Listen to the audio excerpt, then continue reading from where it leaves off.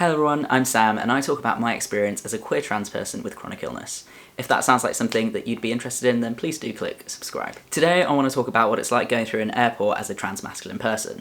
I want to answer the big questions surrounding packing and binding, and also address the differences between doing all of this before you've changed your paperwork and after you've changed your paperwork to align with how you actually identify. Going through airports can be a pretty nerve-wracking time for trans people. I've definitely really stressed about it in the past, but it's often not as bad as you actually anticipate it's going to be. First up, we're going to talk about binding.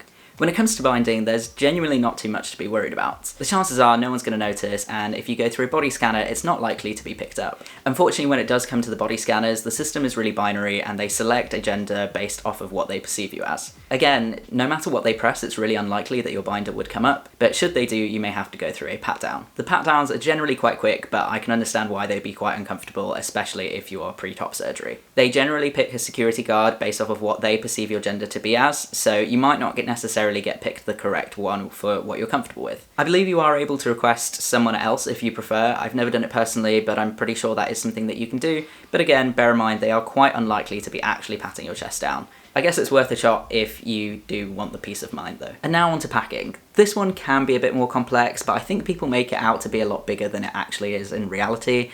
I think the same sort of kind of applies as it does to binding. I've heard of a lot of people being worried that their packer for some reason will flag up.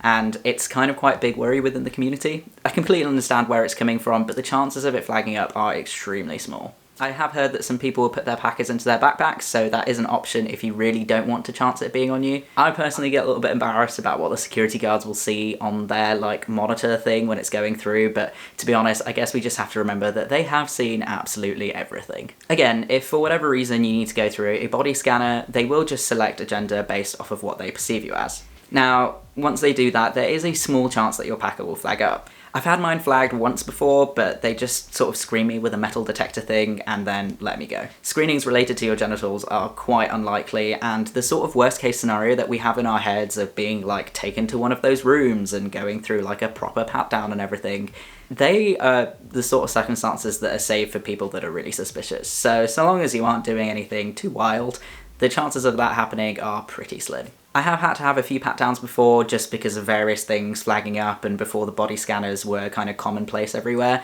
and generally they just sort of go around your groin area and don't particularly touch your crotch. On my most experienced experience at an airport recently, I did get a more intimate pat-down. I went through a body scanner, I was a fool and had my wallet in my pocket, and so the wallet flagged up along with my crotch area. I don't know if that was my packer or if it was just kind of a big area for the wallet, but essentially with that one they did the metal detector and then they did pat me down a little bit more closely. Honestly, I personally found it quite funny. I didn't really care, and I'm really grateful that I was packing in that moment because it meant that it didn't really feel like they were touching me because I couldn't really feel it, and also I liked that there was something there. I think I would have felt quite uncomfortable if it felt empty, but that's a personal sort of dysphoria point of mine. I wear my packer more so for the sake of a bulge rather than anything else, so for me it was really important that it was there. The important thing to remember with this, again, is that they have seen and felt, I guess, a lot. They're very used to it all, and your slightly harder than normal packer probably isn't going to mean an awful lot for them.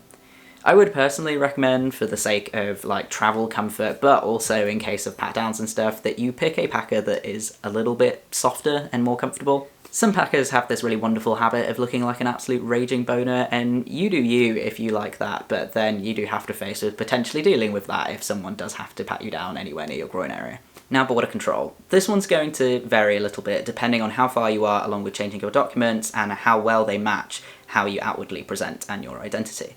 On a general note though, if all of your paperwork is up to date and it matches your identity, the chances are very slim that your gender will come up at all. I can't really see a context in which this would happen unless you decided to express vastly different to how you look on your passport or perhaps the gender identity that's in there. I'm sure they're probably trained on how to deal with these things, but that's kind of the only time I can see it really mattering if your paperwork is actually up to date. So what do you do if your paperwork's different? Well, I think the chances chances of it causing any trouble are pretty low. I've actually never really heard of anything particularly happening. Obviously you need to be careful as some countries have certain rules against trans people and you might have a worse experience over there, but I've personally never heard of anything going particularly wrong. However, I always wanted to make sure that I was ready for when I was going to be facing that situation.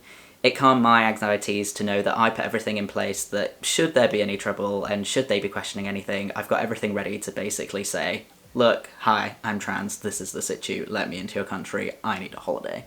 What I used to do is I would always carry my deed poll as well as my gender diagnoses letter with me in my backpack. It was just a little thing for peace of mind, and I travelled quite a few times on my old passport with, you know, a dropped voice and everything, and it's never actually caused me any trouble. I've had a few maybe funny looks or so, but nothing significant. I find that with the e-passport gates, so long as your appearance hasn't changed too much, they do still actually work. I was using the e-gates when I was 2 years on T, my face had definitely changed, I had a little bit of facial hair, I definitely looked different, and I still went through without any trouble. Kind of concerning when you think about what their actual purpose is, but you know, no awkwardness for me, so hey-ho. When it came to the in-person border control side of things, I would always try to avoid talking as much as possible. I just sort of smiled and got on with it and only answered what I needed to. A voice is a dead giveaway, and a lot of us know that from it being basically the thing that got us misgendered for a while. I know so many people that would be passing in every other context, but then they would speak and it literally went down the drain. So I used to try to avoid using my voice as much as possible. It might be a bit extra, it might not be needed, but to be honest, I just wanted to make sure that I was doing everything I could to make sure that there was no trouble. I also shaved. I mean, I only managed to do that sort of on my outbound journey, as I often just had a backpack and didn't take a razor with me. It always felt like torture. I hated that I had to do it, or I felt like I had to do it anyways. But again, it just helped me feel better about the whole situation. What I was aiming for was to look more androgynous rather than looking masculine. You obviously don't have to do these things. You can go through looking however the heck you want with whatever paperwork you want and just face how that goes for you afterwards. I kind of wanted to avoid confrontation and wanted the least possible chance of anything going on, but if you don't care that much, you obviously don't need to do those things. It's just up to you. So I think that's all that I can think of for now. If you have any experiences, tips or hints, then please do comment down below and share with the community. But for now, thank you so much for watching. I hope that you found this useful. Please like and subscribe, and I'll see you all next time.